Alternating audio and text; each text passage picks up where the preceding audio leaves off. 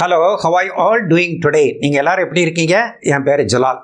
இன்றைக்கி கொஞ்சம் daily use sentences பார்ப்போம். அது ரெண்டு விதமாக நான் சொல்லிக் கொடுக்குறேன். அதாவது சாதாரணமாக இங்கிலீஷ் சென்டென்ஸு எப்படி இருக்கும், பிறகு கொஞ்சம் ஸ்டைலிஷாக கிட்டத்தட்ட நேட்டிவ் இங்கிலீஷ் ஸ்பீக்கர்ஸ் எப்படி பேசுவாங்களோ அது மாதிரி உள்ள சென்டென்சஸ், அப்படி ரெண்டு விதமாக சொல்லிக் கொடுக்குறேன். இதை கொஞ்சம் பழகுங்க, உங்கள் இங்கிலீஷு நல்லா இருக்கும். பிறகு towards the end of this lesson கொஞ்சம் போனஸ் பாயிண்ட்டும் கொடுக்குறேன், அதையும் பாருங்கள், கொஞ்சம் இன்ட்ரெஸ்டிங்காக இருக்கும். ஸோ இப்போ let's get into the lesson.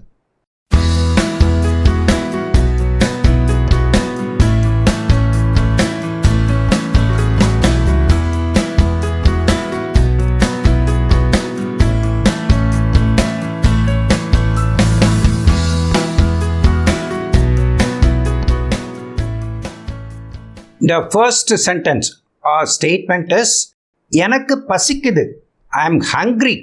இதை எப்படி சொல்லலாம்னா ஐ எம் டேம் ஹங்க்ரி அப்படின்னு சொல்லுங்க. I am damn hungry, I am starving, I am famished, எப்படியெல்லாம் சொல்லலாம், ஃபேமிஷ்ட்.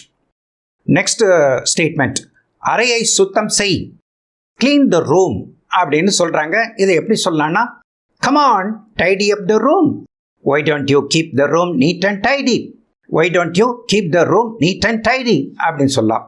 நெக்ஸ்ட் சென்டென்ஸ், நேரம் இல்லை சீக்கிரம், there is no time, hurry up. இதை இப்படியெல்லாம் சொல்லலாம். time is up, there is hardly any time left, hurry up. time is up, hurry up அப்படின்னு சொல்லலாம். நெக்ஸ்ட், நான் இப்போது போக வேண்டும், I have to go now. இது சாதாரணமாக சொல்கிறது. இதை எப்படி சொல்லலாம்னா I must get going அப்படின்னு சொல்லலாம், let me get going அப்படின்னு சொல்லலாம். நெக்ஸ்ட் ஸ்டேட்மெண்ட், நான் இப்போது பஸ் ஸ்டாண்டுக்கு செல்கிறேன், I am going to the bus stand now, I am going to the bus stand now அப்படிங்கிறத சாதாரணமாக சொல்கிறது. நீங்கள் இப்படி சொல்லுங்கள், I am heading to the bus stand now, I am heading to the bus stand right now அப்படி சொல்லலாம். I am heading to the bus stand right now, heading அப்படிங்கிற வேர்டை பார்த்துக்கோங்க. நெக்ஸ்ட்டு, எனக்கு புரியுது, நீங்கள் சொல்கிறது எனக்கு புரியுது, ஐ அண்டர்ஸ்டாண்ட் இட் அப்படின்னு சொல்கிறாங்க. இதை இப்படி சிம்பிளாக சொல்லலாம், okay I got it, okay I got it அப்படின்னு சொல்லலாம். நெக்ஸ்ட்டு, நான் விரைவில் வருவேன், I will come back soon. இது சாதாரணமாக சொல்கிறது. இதை நீங்கள் எப்படி சொல்லலாம், please hang on, I will be right back. Hang on அப்படின்னா கொஞ்சம் வெயிட் பண்ணுங்க, please hang on, I will be right back அப்படின்னு சொல்லலாம். நெக்ஸ்ட்டு, அடடே இங்கே என்ன நடக்குது அப்படின்னு கேட்குறாங்க. வாட் இஸ் ஹேப்பனிங் ஹியர் அப்படிங்கிறது நார்மலாக உள்ளது. இதை கொஞ்சம் நல்லா ஸ்போக்கன் ஃபார்மில் சொல்கிறதா இருந்துச்சுன்னா what the heck is going on, what the heck is going on. heck அப்படிங்கிற வேர்டை பாருங்கள், இது ஸ்போக்கன் ஃபார்மில் தான் வரும்.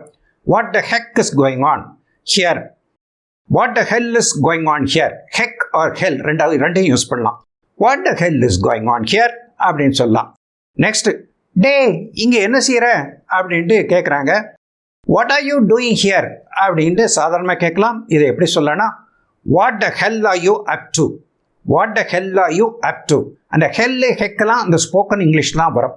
what the hell are you up to, what the heck, what are you doing here, what the heck, what are you doing here அப்படின்னு சொல்லுங்கள். உங்கள் ஃப்ரெண்ட்ஸ்குள்ளே இப்படியெல்லாம் பேசிக்கலாம்.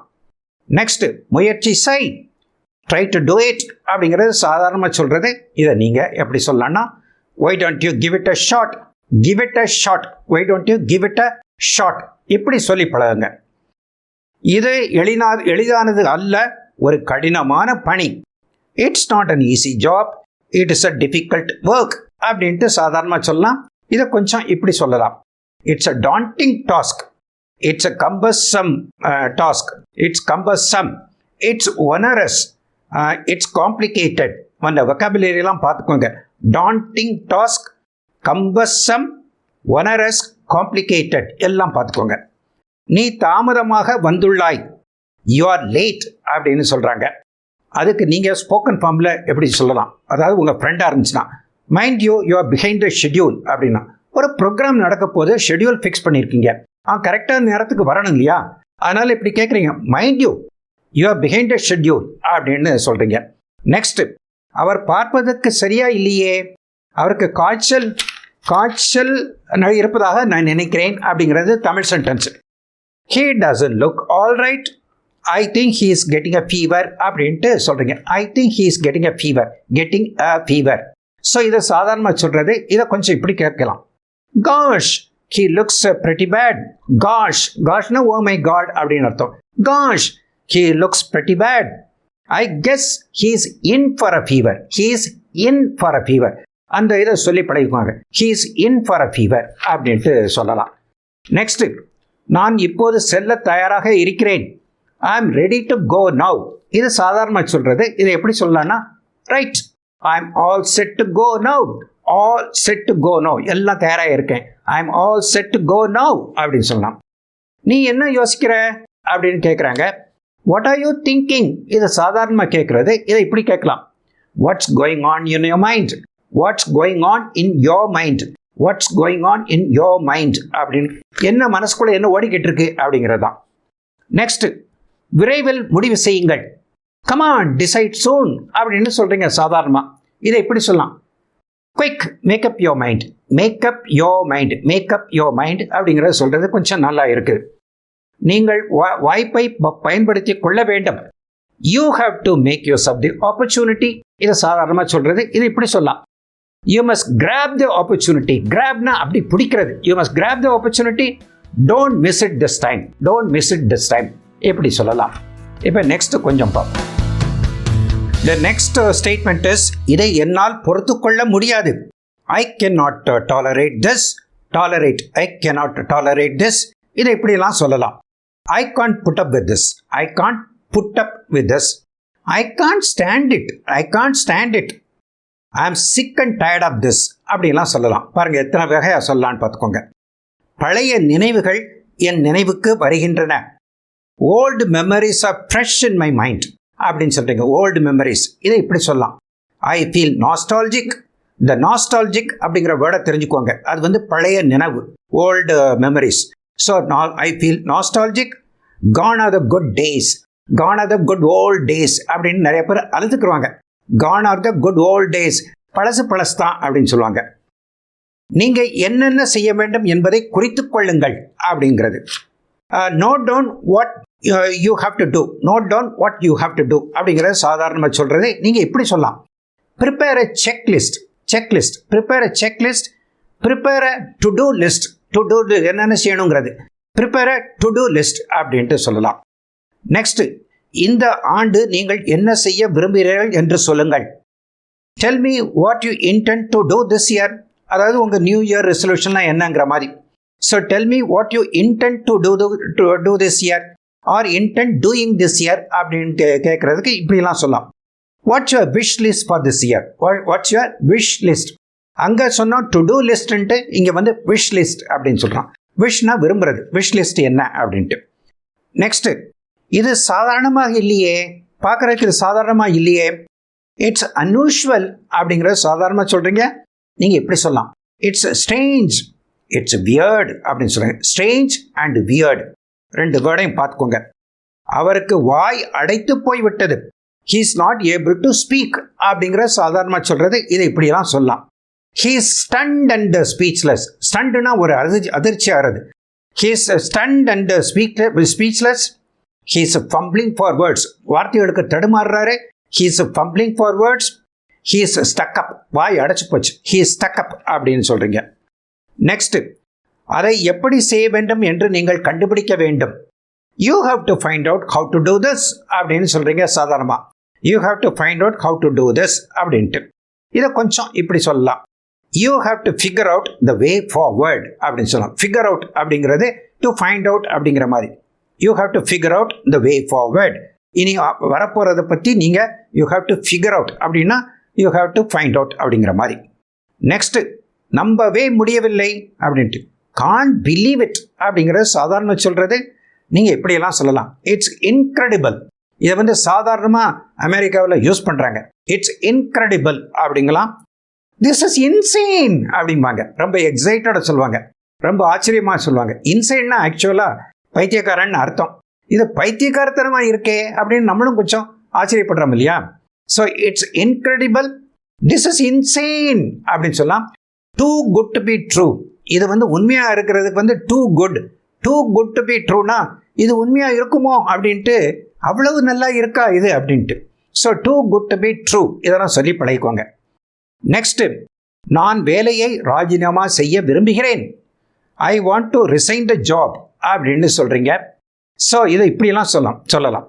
ஐ want to quit the job. Quit அது வந்து சிம்பிள் அண்ட் நைஸாக இருக்குது. ஐ want to quit the job. I want to call it குவிட்ஸ். இதை படிச்சுக்கோங்க. ஐ வாண்ட் டு கால் இட் குவிட்ஸ். எதை ஒன்றும் விட்டு விலகும் போது நீங்கள் சொல்கிறான் ஐ want to call it குவிட்ஸ். Call it குவிட்ஸ் அப்படின்னா விலகி போ அப்படின்னு அர்த்தம். So I want to call it குவிட்ஸ் அப்படின்னு சொல்கிறீங்க. இன்னைக்குள்ள கடைசி சென்டென்ஸு, நீங்கள் உங்கள் உதவிக்கு மிகவும் நன்றி அப்படின்னு சொல்கிறீங்க. Thank you very much for your help. இது normal way of telling it. So இதை இப்படியெல்லாம் சொல்லலாம். I appreciate your help. I appreciate your favour அப்படின்னு சொல்லலாம். So nice of you, thank you very much, so nice of you அப்படின்னு சொல்லலாம். So appreciate அப்படிங்கிற வேர்டை யூஸ் பண்ணி பழகிக்கோங்க. I appreciate your help, so nice of you அப்படின்னு சொல்லலாம். இப்போ நெக்ஸ்ட்டு போனஸ் பாயிண்ட்டை பார்க்கலாம். இப்போ வந்து போனஸ் பாயிண்ட் டைம். அதாவது ஒருத்தர் இந்த கமெண்ட்ஸ் காலத்தில் சில வேர்ட்ஸ் தமிழில் கொடுத்து இதுக்கு எப்படி சார் இங்கிலீஷ் பேசுறது, இங்கிலீஷில் சொல்கிறது அப்படின்னு கேட்டிருந்தாரு. அதை பார்ப்போம் இப்போ. ஸோ அவனுக்கு வைக்கிற புத்தி, இதை வந்து கரெக்டாக இங்கிலீஷில் டிரான்ஸ்லேட் பண்ணுறது கஷ்டம். அதுக்கு ஈக்குவலண்ட்டாக ஒன்று சொல்லலாம். எப்படின்னா, ஹிஸ் இன்டென்ஷன்ஸ் ஆர் பேட், அவன் நினைப்பே சரியில்லை அப்படின்னு சொல்லலாம். He is so mean, he is ignoble, he is small minded, he is so low and so cheap அப்படின்னு சொல்லலாம். ஸோ இந்த வேர்ட்ஸ்லாம் வந்து நீங்கள் பழகிக்கோங்க. இதை டிஸ்கிரைப் பண்ணுறதுக்கு எதுனா ஒருத்தர் வந்து வக்கிர புத்தியாக இருக்கான் அப்படிங்கிறதுக்கு. நெக்ஸ்ட் வந்து நசுனாரினா என்னன்னா, நொய்ந்து ஏதாவது நசுன்னு இருக்கிறது, சரியாக கிளியராக தெரியாது. he is a grumbling type, he is such a fussy guy, he is very finicky, he is a cranky fellow, he is a clumsy chap அப்படின்லாம் சொல்லலாம். இந்த வேர்ட்ஸ் தான் இம்பார்ட்டண்ட்டு, அதை பார்த்துக்கோங்க. நெக்ஸ்ட் வந்து பிஸ்னாரின்னா என்ன, கையில் உள்ள காசை கொடுக்கவே மாட்டான், யாருக்கும் ஹெல்ப் பண்ணவே மாட்டான். he is miserly, he is a miser அப்படின்னு சொல்லலாம். he is stingy, he is niggardly, he is close-fistedனா கை க்ளோஸ் பண்ணி வச்சுக்கிறது, கையை திறந்து கொடுக்கறது கிடையாது. So he is close-fisted, he is parsimonious. இந்த வேர்ட்ஸ் எல்லாம் பார்த்துக்கோங்க. அதுக்கு பிறகு ஒரு லேடி என்கிட்ட ஒரு கொஸ்டின் கேட்டாங்க. அதாவது காந்தி கணக்குன்னா என்ன சார் அப்படின்ட்டு. ஸோ காந்தி சம்பந்தமாக உள்ளது எல்லாமே நல்லா தான் இருக்கும். இருந்தாலும் இதை ட்விஸ்ட் பண்ணி பேச்சுவார்த்தையில், அதாவது நடைமுறையில் இப்படியெல்லாம் சொல்கிறாங்க. ஏதாவது பண விஷயத்தில் ஏமாற்றுவது, இல்லாட்ட பட்ட நாமம் போடுவது, ஏப்பம் போடுறது அப்படின்னு அர்த்தம். ஸோ இது இங்கிலீஷில் சொல்லலாம் எப்படின்ட்டு. Obtaining money with no intention to repay. மணியை வாங்கிட்டு ரீபே பண்ணுறதுக்கு, திருப்பி கொடுக்கறதுக்கு அவனுக்கு இன்டென்ஷனே நினைப்பே கிடையாது. ஸ்வெண்டிலிங் த மணி, ஹீ ஸ்வெண்டில் த மணி அப்படின்னு சொல்லலாம். He is cheated the money, he is a cheat அப்படின்னு சொல்லலாம். He deceived, he defrauded, he is a fraud, he is a trickster அப்படின்லாம் சொல்லலாம். இதை வந்து அக்கௌண்ட்ஸ் சம்மந்தமாக நம்ம சொல்கிறதா இருந்துச்சுன்னா, falsifying the accounts, fake accounts, these are fabricated accounts. fabricatedனா அப்படி குழப்பி உண்டாக்கி அழிச்சு அப்படி எழுதுறது fabricated accounts. and he fudged accounts. fudgingனா மறைக்கிறது, fudging the accountனா மறைக்கிறது, இல்லட்டா வேற விதமாக எழுதுறது. fudging the accounts and he cooked up the accounts. cooked up அப்படின்ட்டு அப்படியெல்லாம் சொல்லலாம். எதுக்கு, காந்தி கணக்கு அப்படின்னு சொல்கிறதுக்கு. ஸோ இதெல்லாம் வந்து ஃபன்னி டிரான்ஸ்லேஷன்ஸ், இதெல்லாம் பார்த்து படிச்சுக்கோங்க. ஸோ இந்த லெசன் வந்து உங்களுக்கு யூஸ்ஃபுல்லாக இருந்திருக்கும்னு நினைக்கிறேன். If you feel so, if you like the way I teach you, please click the like button and share this video among your friends. And to see similar educational videos, please click the subscribe button to subscribe to my channel. Thank you very much and bye-bye.